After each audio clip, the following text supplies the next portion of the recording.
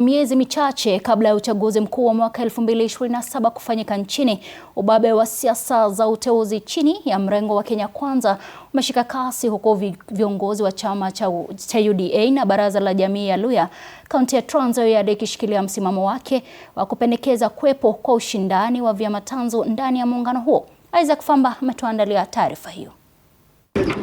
Pendekezo la kukipa chama cha Ford Kenya uwezo wa moja kwa moja kuwa na mwaniaji wa ugavana wa pekee kwenye mrengo wa Kenya Kwanza kaunti ya Trans Nzoia sasa limezua gumzo katika kambi ya UDA. Wakizungumza mjini Kitale, viongozi wa jamii ya Luhya sasa wanasema mpango huo huenda ukawazuia baadhi ya wagombea kwenye chama cha UDA kuwania wadhifa huo kwenye uchaguzi mkuu ujao mwaka 2027.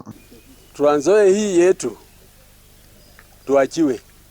Najua tuko na vijana wetu hapa wawili, tuko na Kakai wa Pisau na tuko na Chris na wako kwa chama cha Kenya Kwanza. Kifika nomination watuachie.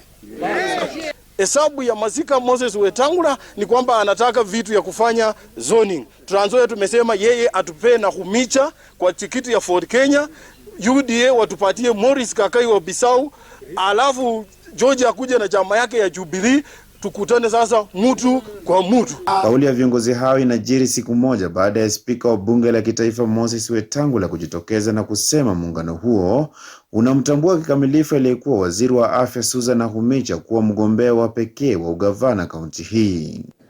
Na sisi tumekuja hapa kama Ford Kenya, broad based, Kenya Kwanza. Ula amejitokeza kutembea na sisi ni huyu mama wetu Susan Nakhumicha. UDA sasa imeapa kutotikizwa na mawimbi ya Ford Kenya, na hivyo wapo tayari kupimana nguvu katika uchaguzi mkuu ujao wakiwa na mgombea rasmi wa ugavana. Tafadhali Mheshimiwa Ruto, usikize vizuri. Tuko na candidate wawili na wako kwa UTA. Na hawa ndio wako kwa chama yako. Na lazima wasikize. Kama mambo yamekuwa ngumu, wacha waende nomination, yule atachukuliwa. Mupee pesa akuje tufanye kazi. Na Mheshimiwa Rais, tunakuwa sure this time ni heri punda ife lakini misiko ifike. UDA lazima tuchukue mali hapo.